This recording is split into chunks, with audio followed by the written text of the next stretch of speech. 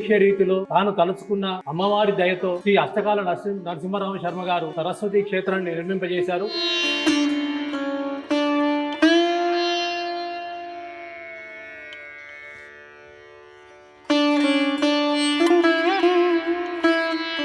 బాసర్లో గురువుగారు మాసాయిపేటలో అఖండానంద సరస్వతి స్వామి వారి ఆజ్ఞ తీసుకొని తపస్సు చేయడానికి వెళ్ళినారు ఆయన.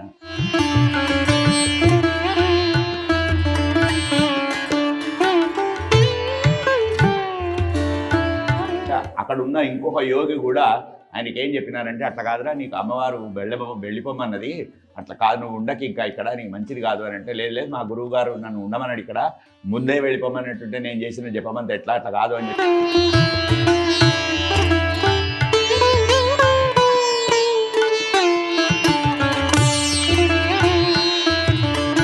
కొంత ఎందుకైనా మంచిది, ఇంక కొంచెం నిలదొక్కుకోవాలి, నేనేంది గుడి కట్టడం ఏంది, బడి పంతులు ఉద్యోగం నేను చేసేది, నన్ను గుడి కట్టమంటామంటే అట్లా ఎట్లా అవుతుంది అని, సాధ్యం కాదేమో అని.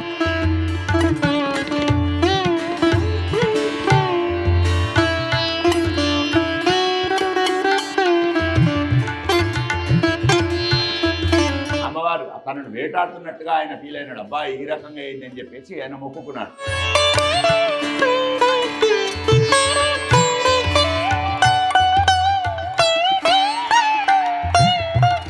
రాగి దొన, పాల దొన, నేతి దొన అని 3 దొనెలు ఉన్నాయి ఇప్పుడు ప్రస్తుతానికి. అంతకుముందు 7 దొనెలు ఉండేవంట అప్పుడు.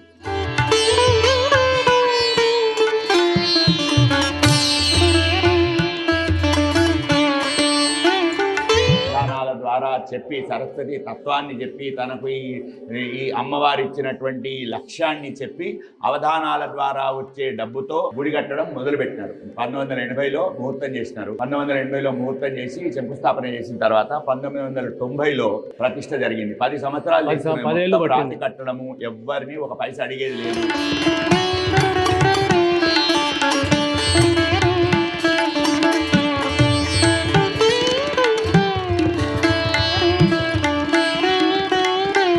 సిద్దిపేట జిల్లా అనంతసాగర్ శ్రీ సరస్వతి క్షేత్ర నిర్మాత అష్టకాల నరసింహరామ శర్మ గారి కుమారులు, క్షేత్ర ధర్మాధికారి విద్యా మనోహర శర్మ గారితో special interview. Real talk with AK.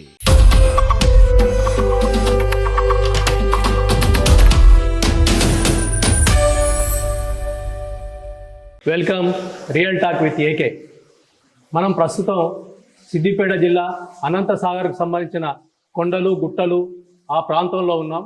అక్కడ అనూహ్య రీతిలో తాను తలుచుకున్న అమ్మవారి దయతో శ్రీ అష్టకాల నరసింహరామ శర్మ గారు సరస్వతి క్షేత్రాన్ని నిర్మింపజేశారు. సరస్వతి క్షేత్రానికి సంబంధించిన హాల్లో ఉన్నాం.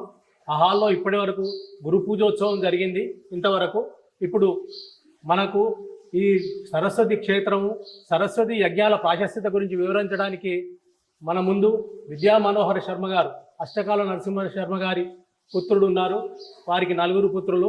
వారి వివరాలన్నీ సార్ చెప్తారు. తర్వాత మనం ఈ కార్యక్రమం ద్వారా సరస్వతి యజ్ఞాలు దేశ విదేశాలలో నిర్వహించడానికి కారణాలేంటి, సరస్వతి యజ్ఞాల ఫలితం ఏంటి ఇత్యాది అంశాలను వారు వివరిస్తారు.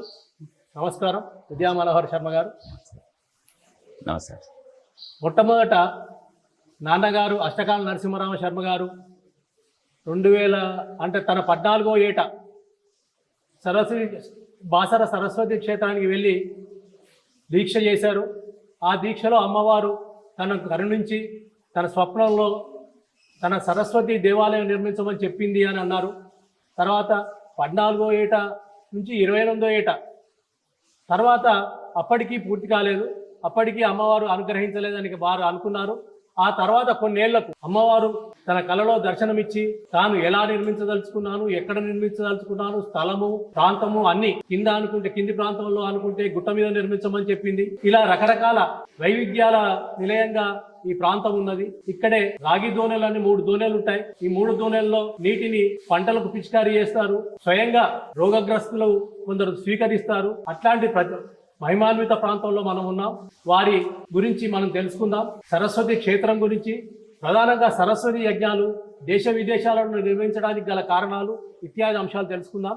విద్యా మనోహర్ శర్మ గారు, మనకు ఎప్పుడో 14వ ఏట, అంటే మీరు కూడా అప్పటికి జన్మించారు, మరి ఆ పెళ్లి కూడా కాలేదు, అప్పటికి ఆయనే 6వ తరగతి 8వ తరగతి అన్నారు.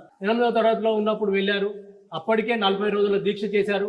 40 రోజుల దీక్ష 8వ తరగతి పిల్లవాడు చేయడం అనేది సాధ్యం కాదు. అంటే నిరాహార దీక్ష, భిక్షాటన చేసి జీవించాలి అంటే దానికి వ్యతిరేకించి దాన్ని తను స్వీకరించలేని దశలో నిరాహార దీక్ష చేశారు. తర్వాత 40 రోజుల తర్వాత అమ్మవారి కృపా కటాక్షాలు తనకు లభించాయన్నారు. దానికి సంబంధించిన మీ వివరాలు ఏమన్నా చెప్పగలరు? బాసర్లో గురువు గారు మాసాయిపేటలో అఖండానంద సరస్వతి స్వామి వారి ఆజ్ఞ తీసుకొని తపస్సు చేయడానికి వెళ్ళినారు. ఆయన వెళ్ళి అక్కడ తపస్సు చేస్తూ చాలామంది యోగులను కలిశారు. అక్కడ చాలామంది యోగులను కలిశారు. తన తత్వము ఏంటంటే చాలా ఛాలెంజెస్ ఏదైనా సరే అదే దాన్ని తట్టుకొని నిలబడగలడం అనేటువంటి ఆయన ఒక దృఢ దీక్ష ఆయన యొక్క స్వభావం అది. సో అక్కడ అట్లనే నిలబడి అమ్మవారు నువ్వు వెళ్ళురా నాయన అయిపోయింది అన్న తర్వాత కూడా మా గురువు గారు 40 రోజులు ఉండమన్నారు, నేను 40 రోజుల తర్వాతనే పోతాను కూడా చెప్పడం జరిగింది ఆ కళలోని ఆయనకి. అంటే అక్కడ ఉన్న ఇంకొక యోగి కూడా ఆయనకి ఏం చెప్పినారంటే, అట్లా కాదురా నీకు అమ్మవారు వెళ్ళిపోమన్నది, అట్లా కాదు నువ్వు ఉండకి ఇంకా ఇక్కడ నీకు మంచిది కాదు అని అంటే, లేదు మా గురువు గారు నన్ను ఉండమన్నాడు, ఇక్కడ ముందే వెళ్ళిపోమన్నట్టుంటే నేను చేసిన జపమంతా ఎట్లా అట్లా కాదు అని చెప్పేసి ఆయన ఆ యోగితో మాట్లాడడం జరిగింది. అసలు ఆ యోగి కూడా అమ్మవారు చెప్పి వీడిని వెళ్ళిపోమని చెప్పు అని చెప్తేనే ఆయన వచ్చి చెప్పాడు అప్పుడు. సో అక్కడ తను అమ్మవారు చెప్తేనే వచ్చాను అని తనకు కాన్ఫిడెన్స్ ఇచ్చిన తర్వాత మాత్రమే ఆయన బయటకు వచ్చాడు. వచ్చిన తర్వాత కాకపోతే ఏంటంటే ఆయన చిన్న వయస్సు కాబట్టి నేను ఏదో అపోహపడ్డానేమో, మనకు వెళ్ళింది అమ్మవారి దర్శనం కోసం కాబట్టి నాకు దర్శనం ఇచ్చిందేమో అనేటువంటి అపోహలో ఉన్నానేమో అనేటువంటి దాంతో కొంతకాలం వెళ్ళదీసినారు. కానీ మళ్ళీ ఆయన కొంచెం యుక్త వయస్సు అయిన తర్వాత, కొంచెం పెద్దగా అయిపోయిన తర్వాత మళ్ళీ నీకు చెప్పాను కదా ఏమైంది అని చెప్పి అమ్మవారు మళ్ళీ కళ్ళలోకి రావడం, 14వ సంవత్సరం తర్వాత 28వ సంవత్సరం తర్వాత అట్లా రావడం జరిగింది. మరో 14 ఏళ్ళ మళ్ళా సో అలా వచ్చినప్పుడు అప్పటికీ కూడా కొంత ఎందుకైనా మంచిది ఇంకా కొంచెం నిలదొక్కుపోవాలి, నేనేంది గుడి కట్టడం ఏంది, బడి పంతులు ఉద్యోగం నేను చేసేది, నన్ను గుడి కట్టమంటే ఎట్లా అవుతుంది అని సాధ్యం కాదేమో అని అనుకున్నాడు. కానీ మళ్ళీ అలానే ఇంగ్లీష్లో హాంటింగ్ అంటాము, ఆ రకంగా ఒక రకమైన రావడం, వేట, అమ్మవారు తనను వేటాడుతున్నట్టుగా ఆయన ఫీల్ అయినాడు. అబ్బా ఈ రకంగా అయింది అని చెప్పేసి ఆయన మొక్కుకున్నాడు. సరే కూతురు పెళ్లి తొందరగా అయినట్టుంటే కనుక చూద్దాంలే అనే టైప్లో మొక్కుకొని చూసేసినట్టుంటే తొందరగానే మా చెల్లెలు పెళ్లి సెటిల్ అయిపోయింది, ఇంకా కుదరదు తప్పేసి ఇంటి ముందు కడదాం అనుకున్నాం. ఫస్ట్ ఎట్లయితే గుడి కడదాం అనుకున్నాం కదా, ఇంటి ముందట అయినా సరే కడదాము అని చెప్పి చూస్తే అక్కడ నువ్వు అన్ని కంకాళాలు వెళ్ళడము, అక్కడంతా మంచి ప్రదేశం లాగా లేదు అనేటువంటిది రావడంతో, అంటే ఇంటి ముందు అంటే రాజగోపాల్పేటలో ఇంటి ముందు సొంత విగ్రహం ఉంది, ముందట కొంచెం చిన్న ప్లేస్ ఉంది, అక్కడ కట్టుకుందామని అనుకున్నట్టుంటే అది మంచి ప్లేస్ కాదు, నేనే చూపిస్తాను అని కూడా మళ్ళీ అమ్మవారు చెప్పడం. సో అలా వస్తూ వాటర్ పాయింట్స్ చెప్పడానికి ఈ ప్రదేశానికి వచ్చినప్పుడు ఇక్కడ రాగి దొన, పాల దొనె, నేతి దొనె అని 3 దొనెలు ఉన్నాయి ఇప్పుడు ప్రస్తుతానికి. అంతకుముందు 7 దొనెలు ఉండేవంట అప్పుడు. స్వతసిద్ధమైనటువంటి నీటి గుహలు అవి. సో రాగి దొనెలో మినరల్స్, ఖనిజాల ఆనవాళ్ళు ఉండడం వల్ల ఇక్కడ అవి చర్మరోగాలకు వాడతారు, అట్లానే పెస్టిసైడ్స్గా వాడతారు.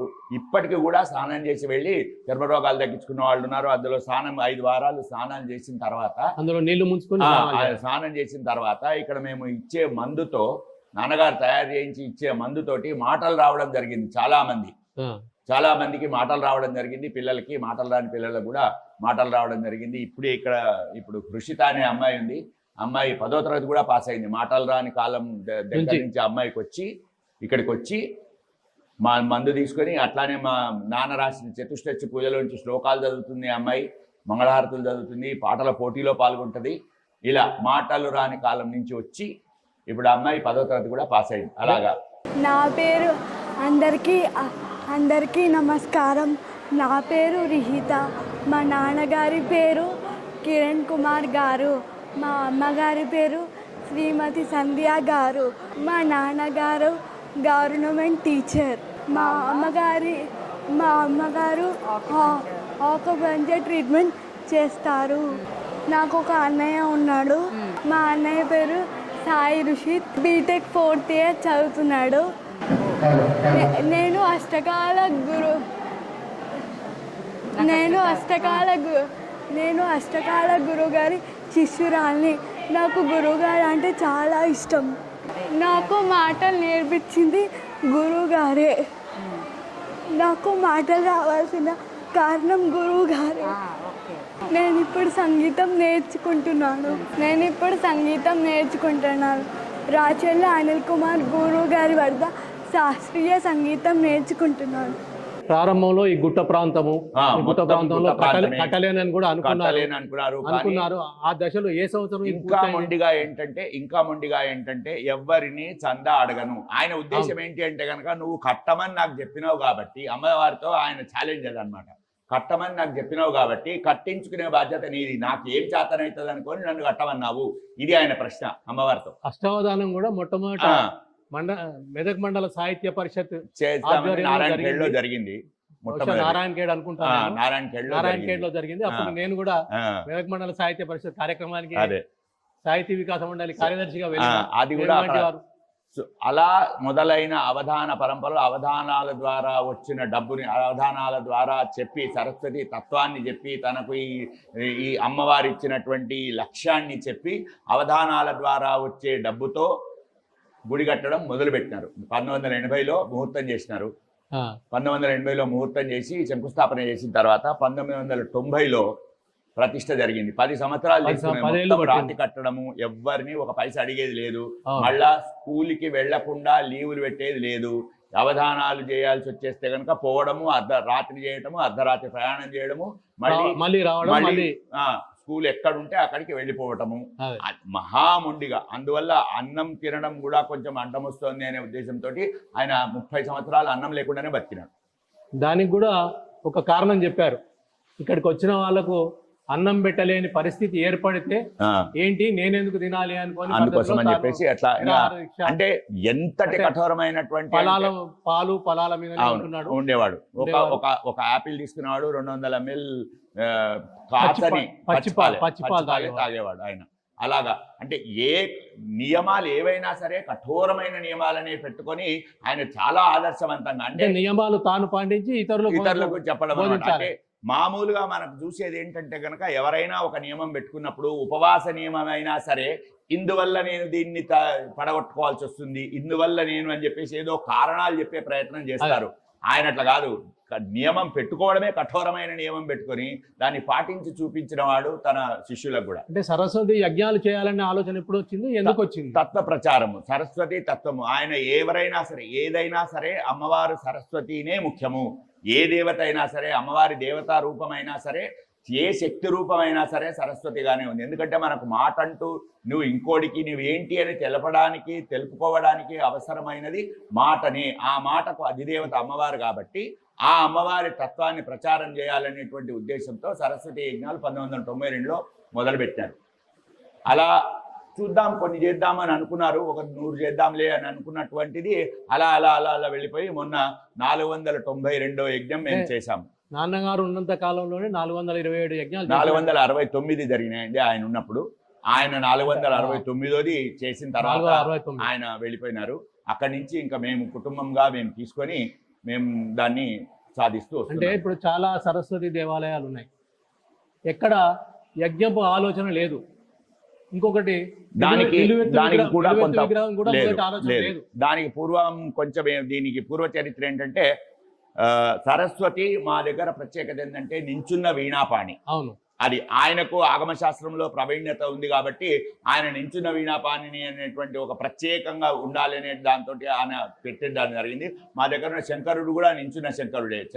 షట్కోణ పానవట్టము, షట్కోణ పానవట్టం అంటే నించుకున్న శంకరుడు అనమాట. సో దేవతలందరినీ నించుండబెట్టి ఉద్దేశం ఏంటంటే కనుక ఎప్పుడంటే అప్పుడు రెడీగా ఉన్నట్టుగా సామాజిక పరమైన సంసిద్ధత, సామాజిక పరమైన ఇంటర్ప్రిటేషన్ దానికి. కాకపోతే ఆయన ఆగమశాస్త్రం తెలిసినవాడు కాబట్టి ఆయన చేతి కింద 190 దేవాలయాలు ప్రతిష్ఠ అయినాయి. ఈ సరస్వతి ఆలయం అయిన తర్వాతనే మెదక్ జిల్లాలో సరస్వతి ఆలయాలు అంటూ రావడము మొదలు పెట్టడము. సరస్వతి అమ్మవారికి కూడా ఆలయాలు కట్టచ్చు, ప్రత్యేక ఆలయాలు కూడా అప్పుడు వెళ్ళడం స్టార్ట్ అయింది. అప్పుడు అంటే అంతకుముందు లేవు. పూర్వకాలంలో సిద్దిపేట మండలం రావురుకుల్లో సరస్వతి విగ్రహం ఉంది, అదే కానీ సరస్వతి ప్రత్యేక దేవాలయం కాదు. లేదు, అట్లా ప్రత్యేకంగా ఒక దేవాలయము అనేటువంటిది నిర్మించడం అనేది జరగకుండా మామూలుగా అమ్మవారి విగ్రహాలను పెట్టుకొని సరస్వతి ఉండడం అనేది అప్పటి నుంచే ఉంది. మనిషి మాట్లాడడం మొదలుపెట్టినప్పటి నుంచి సరస్వతి ఉంది. కానీ ఆ సరస్వతి తత్వాన్ని ప్రచారం చేసేసి సరస్వతి గొప్పతనాన్ని అందరికీ తెలియజెప్పడం కోసము ప్రత్యక్ష సరస్వతి అని పూజ కూడా చేసేవాడు ఇక్కడ. మా ఉత్సవాలలో ప్రత్యక్ష సరస్వతి పూజ యొక్క ప్రత్యేకత ఏంటి అంటే కులం చూడడం లేదు, మతం చూడలేదు, ఎవరి అని చూడలేదు, పెద్ద చిన్న ఏమీ చూడలేదు. వాళ్ళల్లో ఏదైనా ప్రతిభ ఉంటే సాష్టాంగం ఇక్కడికి పిలిపించి వాళ్లకు సన్మానం చేయడం. ఆయన చూసింది సరస్వతి. అలా క్రిస్టియన్ సోదరులను పిలిపించి చేశాడు, ముస్లిం సోదరులను పిలిపించి చేశాడు. ఇక్కడ ఏ కులము ఏ మతము అనేది ఏమి లేదు. వాళ్ళని పిలిపించడము, అమ్మవారిని వాళ్ళల్లో చూడటము, సాష్టాంగ నమస్కారం చేయడం. చిన్న పిల్లల పెద్ద పిల్లల అని కూడా ఏమీ చూడలేదు. చిన్న పిల్లలు ఎవరైనా నాట్యం చేశారు అంటే వాళ్లకు ఆశీర్వాదం ఇస్తూ సాష్టాంగం. అక్కడ సాష్టాంగం ఎవరికి అంటే సరస్వతి. అలా సరస్వతి అనేటువంటి ఆ సరస్వతి తత్వాన్ని చూపించడం కోసం అని చెప్పేసి అందరికీ తెలియజెప్పడం కోసం అనేది యజ్ఞాలు స్టార్ట్ చేసినట్టుంటే రామేశ్వరం దగ్గర నుంచి మొదలు పెట్టుకొని అటు చాముండా వరకు, ఇటు సౌరాష్ట్ర ఇదంతా బాంబే సౌరాష్ట్ర అటువంటి నుంచి మొదలు పెట్టుకొని అటు కామాఖ్య వరకు అన్ని మొత్తము చాలా చోట్ల అన్ని జ్యోతిర్లింగాల దగ్గర కావచ్చు, శక్తిపీఠాల దగ్గర కావచ్చు, అన్నీ అయిపోయినాయి. ఆయనకు శాంకరి శక్తిపీఠం దగ్గర చేయించాలనేటువంటి ఒక కోరిక ఉండింది. అది తీరకుండా దురదృష్టవశాత్తు వారు వెళ్ళిపోవడం జరిగింది. సో కుటుంబ పరంగా బాధ్యత మేము తీసుకొని మొన్ననే 492వ యజ్ఞంగా జూన్ 16 నాడు, పోయిన జూన్ 16 నాడు శాంకరి క్షేత్రము శ్రీలంకలో యజ్ఞము ఘనంగా చేసి రావడం జరిగింది. అంటే సరస్వతి యజ్ఞం చేసే ముందే దీనికి నాన్నగారు చెప్పిన దాంతో ఏంటంటే అప్పటికి సరస్వతి స్తోత్రాలు కానీ శ్లోకాలు కానీ ఎక్కువగా అందుబాటులో లేవు. దైవరాతుని అయితే దైవరాత్రి ఎవరంటే రమణ మహర్షి శిష్యుడు కావ్యకంఠ గణపతి, ఆయన శిష్యుడు దైవరాత మహర్షి. ఈ దైవరాత మహర్షి ధ్యానంలో ఉండి యోగంలో ఉండి ఆయన చందో దర్శనం అని మంత్రాలు చూడడం మొదలుపెట్టాడు. అప్పుడు గురువు గారు 1000 మంత్రాల వరకు ఆయన చెప్తూ ఉన్నట్టుంటే 300 హైచిల్క్ వరకు రాయగలిగారు. అంటే అంత వేగంగా చెప్పారు ఆయన చెప్తూ ఉంటే వీళ్ళు రాసుకున్నారు. కొన్ని అవన్నీ పోగా కొన్ని 190 వరకు, మాకు 160 వరకు మాకు దొరికాయి. ఒక పుస్తకం లాగా చందో దర్శనం అనేటువంటి ఒక పుస్తకాన్ని మా అత్తగారు అయినటువంటి కొరిడే కమల గారు ఆయనకి ఇవ్వడం జరిగింది వాళ్ళ లైబ్రరీ. అంటే ఇవి సరస్వతికి సంబంధించిన మిగతా వేరే దేవుళ్ళకి సంబంధించినవి. అందులోంచి 160 సంగ్రహించి అంతకుముందు ఋగ్వేదంలోంచి తీసుకున్నటువంటి 30 పైచిలుకు మంత్రాలన్నీ కలిపి అవన్నింటినీ సరస్వతి అమ్మవారి హవనం చేద్దామనేటువంటి దాంతో అలా హవనం స్టార్ట్ అయింది.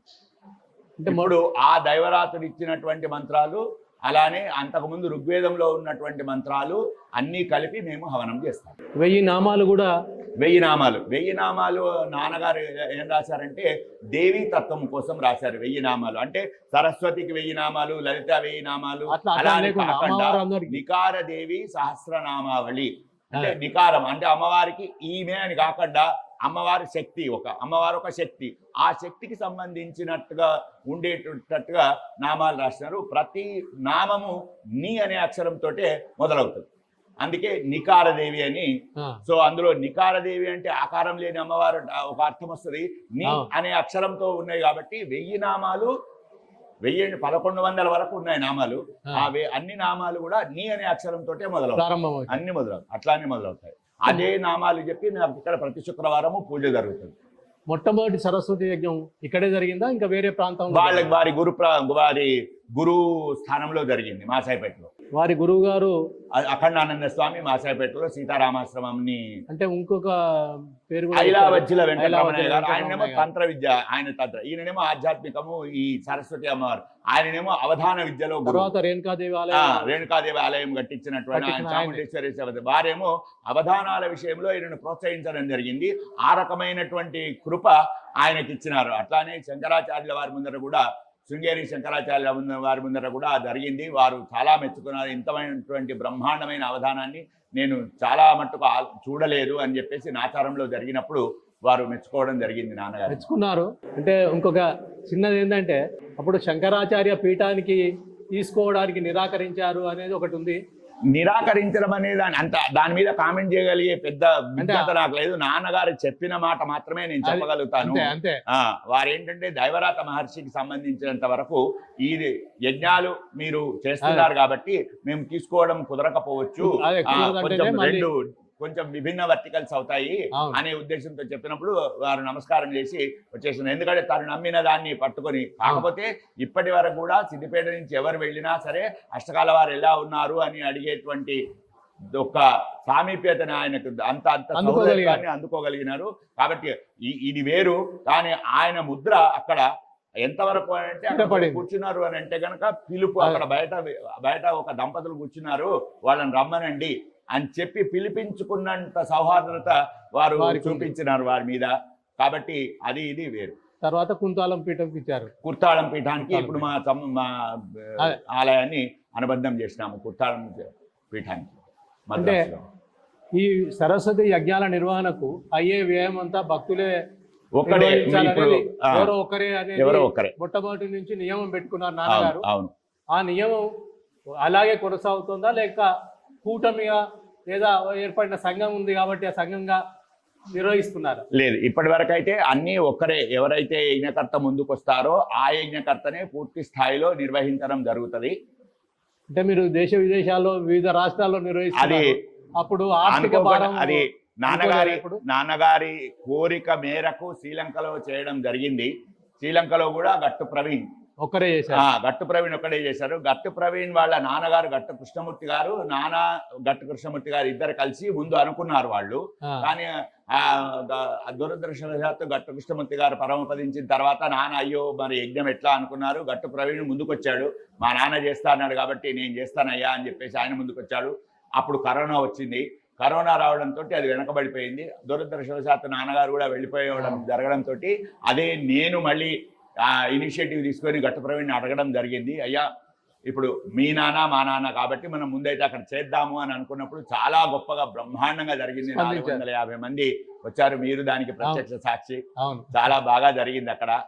అయితే అది మొట్టమొదటి అంతర్జాతీయంగా చేసినటువంటి యజ్ఞము. దాన్ని తీసుకొని ఇంకా కొంతమంది అడుగుతున్నారు అంతర్జాతీయంగా కూడా చేద్దాము అనేటువంటి. అక్కడ నాన్నగారి శిష్యుల యొక్క పిల్లలు ఉన్నారు అక్కడ, ఆ పిల్లలు కూడా అడగడం జరిగింది, అయ్యా ఇక్కడ కూడా చేద్దాము అనేటువంటిది. సరే, దానికి ఉన్న సాధకాల బాధకాలన్నీ చాలా ఉంటాయి కదా, అవన్నీ చూసుకొని బట్ చేయడం అయితే జరుగుతుంది. శ్రీలంక అంటేనే వీసా ప్రాసెస్ కొంత ఈజీ ఉంటుంది.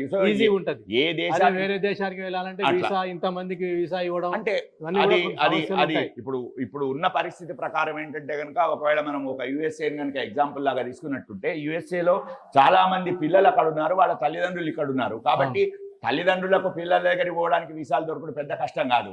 కాబట్టి దానికి అంటే ఆర్థిక ఎట్లా అంటే శ్రీలంక యజ్ఞంలో మేము మాట్లాడిన ట్రావెలర్స్ వాళ్ళు మాకు చేసిన హెల్ప్ వల్ల అక్కడ లారెన్స్ అనబడేటువంటి ఒక ఆయన అట్లానే అక్కడ ట్రస్ట్ బోర్డు యొక్క ట్రెజరర్ వాళ్ళన్నట్టుగా మాకు ముందుకు వచ్చి జరిగిన మా నమ్మకం ఏంటంటే కనుక మేము అనుకొని గట్టిగా అనుకున్నాము అంటే కనుక మా అమ్మవారు మాకు అది సాధింపజేస్తుంది మమ్మల్ని ఎట్లయితే ఆయనను నాకు గుడిగట్ట చేతగాదు తల్లి, నన్ను అనవసరంగా పెట్టినావు అని చెప్పేసి నువ్వే గుడి కట్టించుకో అంటే ఆయనకు ఏవేవో ప్రతిఫలిచ్చి ఎట్లయితే ఆమె గుడి కట్టించుకున్నదో మాకు కూడా అట్లాంటివి ఇచ్చి మమ్మల్ని కూడా అమ్మ మమ్మల్ని అట్లా గడ్డకు చేరుస్తుంది అనేటువంటి నమ్మకం మాకుంది. అంటే ఇప్పటికీ 490 పైగా 492 మన శ్రీలంకలో అయింది. వచ్చే వారం ఆదివారం నాడు 493 ఇక్కడే జరుగుతుంది. అయితే ఈ నిర్వహణలో నాన్నగారు కానీ మీరు కానీ చేసేటప్పుడు ఏమైనా సమస్యలు ఇబ్బందులు ఎదురైనాయా? అట్లాంటివి ఎట్లా అమ్మవారి దయ వల్ల అధిగమించామంటారు, అది నిజమే, కానీ ఎక్కడైనా సమస్యలు ఎదురయ్యాయా? సమస్య అంటే చూసే పద్ధతిని బట్టి ఉంటుంది. ఒకటి శ్రీలంకలో మాత్రం భాషా సమస్య ఒకటి వచ్చింది. అట్లానే దేవగఢ్కి వెళ్ళినప్పుడు కానీ కామాఖ్యకి వెళ్ళినప్పుడు కానీ అట్లాంటి సమస్యలు వచ్చినాయి. కొంచెం కామాఖ్యలో వచ్చినప్పుడు ఏంటంటే కనుక అప్పుడు కొంచెం సెక్యూరిటీ సమస్య ఉండేది, అక్కడ మిలిటెంట్స్ ఉండేవాళ్ళు. బట్ ఆ రోజు మాకు ఏం ప్రాబ్లం రాలేదు. అట్లానే చాముండాకు వెళ్తూ ఉన్నప్పుడు అంతకుముందు 7-8 రోజులు విపరీతమైన వర్షాలు, అసలు ట్రావెల్ వద్దని చెప్పినారు.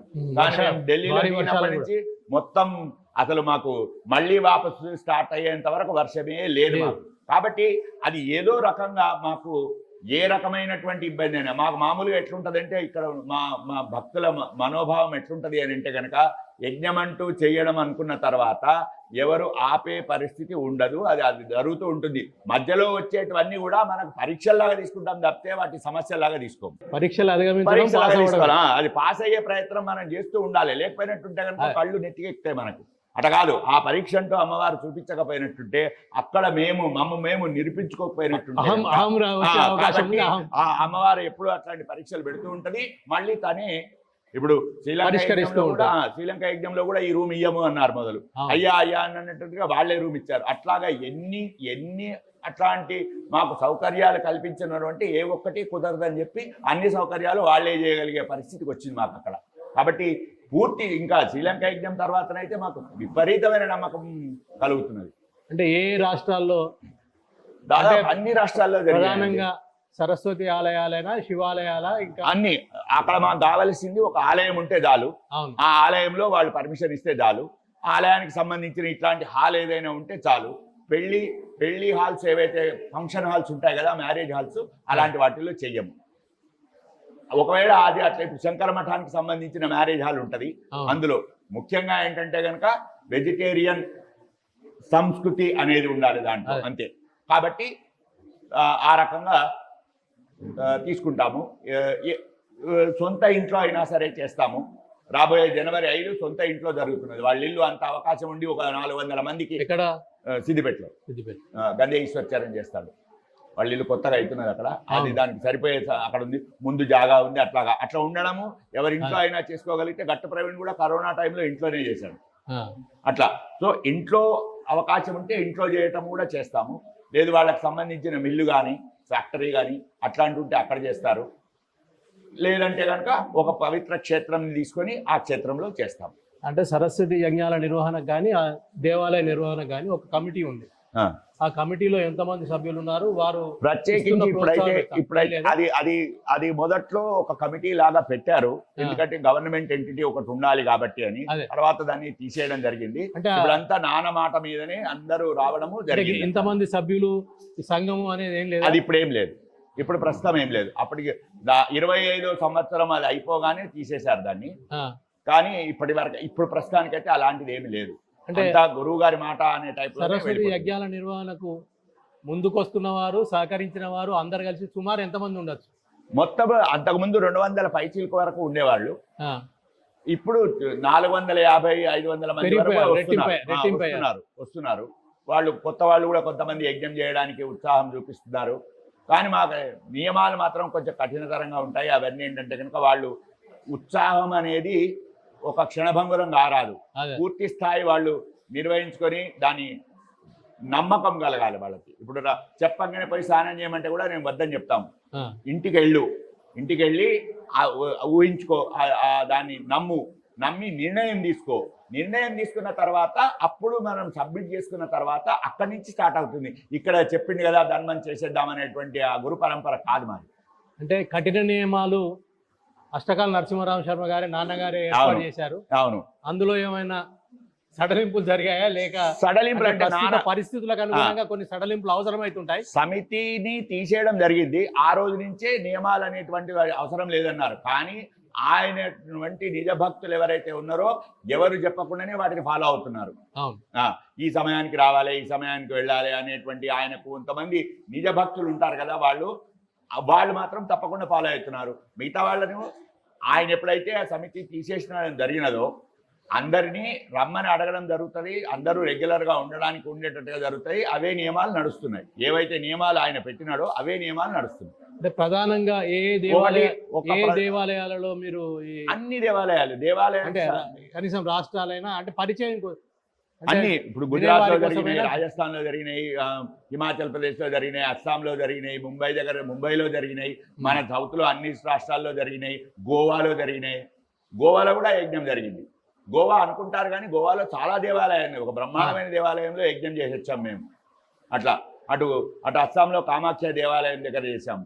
అట్లా ఇటు గాన్గాపూరు, పండరీపూరు, ఇట్లా ఇటు కొల్హాపురి ఇట్లా శక్తి పీఠాలలో అయినాయి, అన్ని చోట్ల పెద్ద దేవాలయాలు అన్నిట్లలో అయినాయి, శ్రీశైలంలో అయినాయి, కాశీలో అయినాయి, కాశీలో 2 సార్లు అయింది. మా దగ్గర ఒక ఆయన ఇప్పటికీ 10 యజ్ఞాలు చేశాడు, 10 సార్లు యజ్ఞం చేశాడు. రేవూరు శ్రీనివాస్ అనేటువంటి భక్తుడు, ఒకే భక్తుడు 10 యజ్ఞాలు చేశాడు. ఇప్పటికీ 30 సంవత్సరాలలో 10 యజ్ఞాలు చేశాడు. 11వ దానికి రెడీగా ఉన్నాడు. ఆయనకు అదొక సంకల్పం. అది నేపాల్లో కూడా చేశారా? నేపాల్లో విదేశము ఒకటే ఇప్పటి వరకు చేసింది శ్రీలంక. అంటే నేపాల్ అంటే మనకు చాలా దగ్గర, అది ఉంటాయి నేపాల్ ఒకటి. అక్కడ కూడా ప్రముఖమైన దేవాలయాలు ఉన్నాయి. సో నేపాల్ ఒక ఇది విషయం వచ్చింది ప్రస్తావన, అట్లానే థాయిలాండ్ ఒక ప్రస్తావన వచ్చింది, యుఎస్ఏ ఒక ప్రస్తావన ఉంది. ఈ మూడిట్లలో ఎక్కడ ఎట్లా అవుతుంది అనేది మళ్ళీ అమ్మవారి చూపిన మార్గంలోనే పోతుంటాము. మా శాయశక్తిలో మేము ప్రయత్నం చేస్తూ ఉంటాము.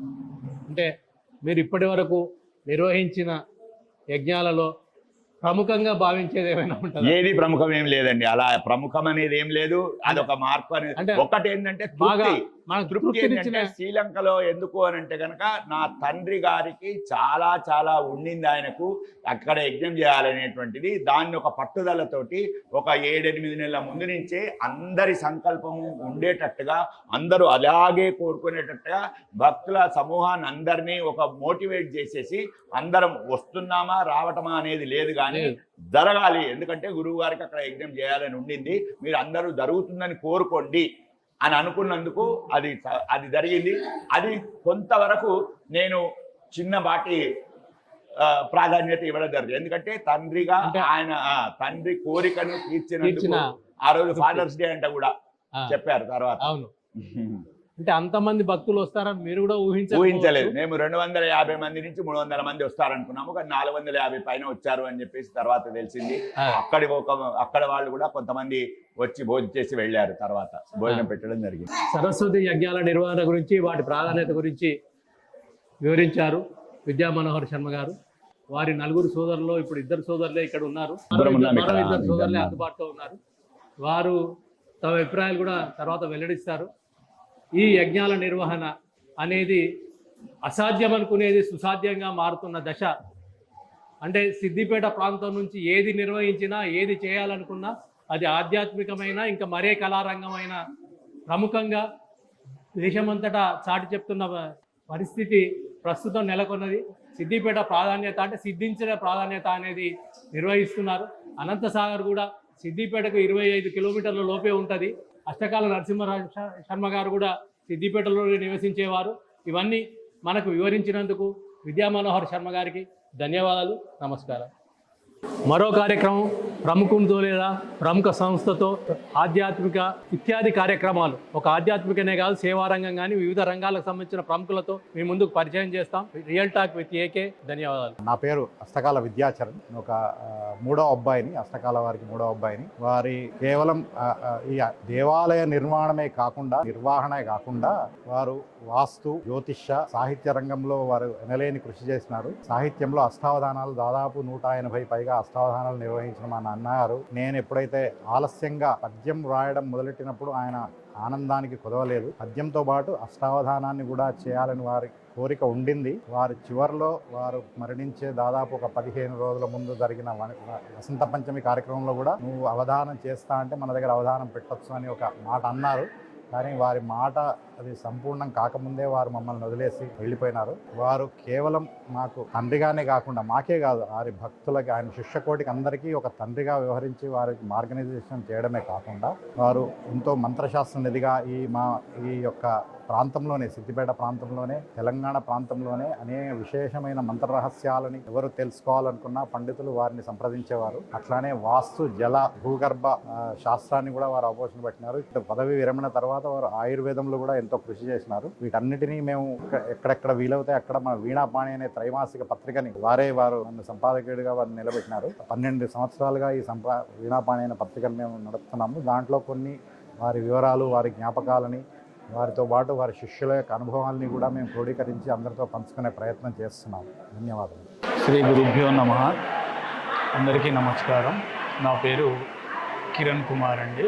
నేను గురువు గారితో నా పరిచయం అనేటువంటిది ఈ కొద్ది కాలంలోనే, దాదాపుగా ఒక 5-6 సంవత్సరాలు మాత్రమే అవుతుంది. కానీ నేను అసలు యాక్చువల్గా మా కొలీగ్ అయినటువంటి రాజేంద్ర ప్రసాద్ గారి సహకారంతో నేను గురువు గారికి పరిచయం కావడము అనేది జరిగింది. పరిచయం అయినప్పుడు నేను ముఖ్యంగా అంటే మేజర్గా నేను చూసింది ఏంటి అని అంటే మా పాప కొంచెం బై బర్త్ సిపి ప్రాబ్లం అనేది ఉందండి. సరిగా నడవడం కానివ్వండి, రైట్ హ్యాండ్ కానీ ఇవన్నీ కూడా పనిచేయవు. గురువు గారిని కలిసిన తర్వాత ఆయన నాకు అభయం ఇవ్వడం అనేటువంటిది జరిగిందండి. దాంతో పాటుగా వాయిస్ అనేటువంటిది అంటే కొంత తత్తరపాటుతో మాట్లాడడం అనేటువంటిది అంటే ఆమెకు ఫ్లూయెంట్గా స్పీకింగ్ అనేటువంటిది మా పాపకు వచ్చేది కాదు. గురువు గారే స్వయంగా వారు వాళ్ళ యొక్క అనుభవంతో పాపకి మెడిసిన్ అనేటువంటిది తయారు చేసి ఇవ్వడం జరిగిందండి.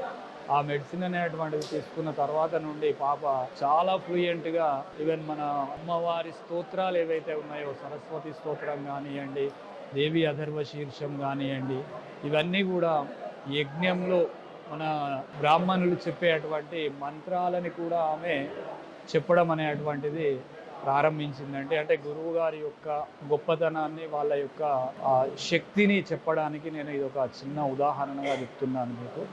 ఇంకా అట్లాంటి అనుభవాలు నాకు చాలా ఉన్నాయండి.